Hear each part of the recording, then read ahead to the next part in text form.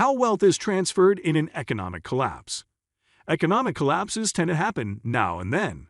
You can think of them as the tornadoes or earthquakes of the financial world. As disastrous as they may be for some people, though they can also be blessings in disguise for others. In this video, we discuss how exactly wealth is transferred during an economic collapse. So first off, what exactly is economic collapse? Well, it is defined as the breakdown of a national, regional, or territorial economy that typically follows a time of crisis. Though they aren't considered as part of the normal life cycle of economic growth and expansion, they occur fairly often, demanding that financiers keep an eye out for them. The thing about economic collapse is that it can occur at various scales. It can have a massive impact on a large scale, as well as a terrible impact on a small scale. The biggest examples of economic collapse at a large scale are the 2008 financial crisis and the Great Depression of the 1930s. In both of those cases, financial institutions failed to serve the common man, causing poverty to reign supreme. The 2008 financial crisis arose from within the housing sector. It was years in the making, taking a long time to reach its crescendo. The funny thing is that it could have been preventable if the right people had paid attention to the warning signs. Instead, they were too busy making themselves rich to care about that. And so, this caused a bubble to swell in size and eventually burst. In the aftermath, many people lost their money, their savings, and their homes. As for the Great Depression of the 1930s, it was a severe financial crisis that affected the whole world. Although it began in the U.S., it spread to other countries because of how central the U.S. was to the global economy at the time.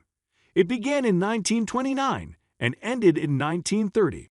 The root cause was the stock market collapse. All of a sudden, many investors pulled out, leading businesses to go astray. These large economic collapses aside, economic collapse can also happen on a much smaller scale. Disasters and market bubbles are the biggest culprits in this case. For example, the COVID-19 pandemic caused small-scale economic collapse. Many businesses had to close down, and many people lost their sources of income and their livelihoods as a result. Market bubbles also cause small-scale economic collapse.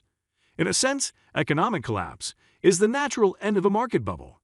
There's no way bubbles can keep expanding forever. And once they pop, those involved have to pay dearly for their mistakes. It's a fate very few people can escape, especially those who don't necessarily play in any financial market. So, having discussed all this, what would be your reaction if we told you that some people actually got richer during and after economic collapse? In a sense, you can say that this is one of the core properties of economic collapses. Before the economic collapse, wealth was moving rapidly in one direction. The collapse then ensures that everything is reset and that the flow of wealth goes back to a healthy balance. Okay, so how exactly does this happen? How exactly do some people get richer during an economic collapse? Well, there are several methods and techniques. We discuss a few of them ahead. During the economic collapse spawned by the COVID-19 pandemic, it turns out that billionaires, the world's richest 1%, collectively made a whopping $1.2 trillion. Can you imagine that? We know the rich get richer, yes. But did the pandemic affect everyone equally? How exactly did they manage such a feat? Well, the first thing you need to realize is that foresight and vision are key. Having knowledge of the future is one thing, but knowing how to use that knowledge is another skill set all on its own. The pandemic started out in China in November 2019. However, most people downplayed it, thinking it would be here today and gone tomorrow. As you should know, billionaires aren't most people. They lead rather than follow the masses. Most of them studied what was happening in China and extrapolated that to their own circumstances. As such, they made financial moves to prepare by letting go of what would be obsolete and investing in what would have gained more importance. Lo and behold, these investments paid off big. Another thing is that at every moment in time, the rich are always planning and preparing for the worst-case scenario. As such, when it strikes, there's no surprise there. They set up emergency funds and special funds just so they can take care of themselves. Living as if they have nothing to worry about is simply a risk they cannot take. The third important thing is that the rich do not wait for governmental relief. Sure, you might not have the sort of economic power they have access to, but what little you have, particularly if you save, can go a long way if you use it wisely. Rather than waiting for a government to dig you out of the hole they probably put you in, make strides to take care of yourself. Look to multiply your sources of income through investing, starting a new business, or even getting into a partnership. The bottom line is, you can always make money, no matter what goes on in the world around you. This isn't to downplay the impact of economic collapse, but to imbue you with the knowledge that life goes on after failure.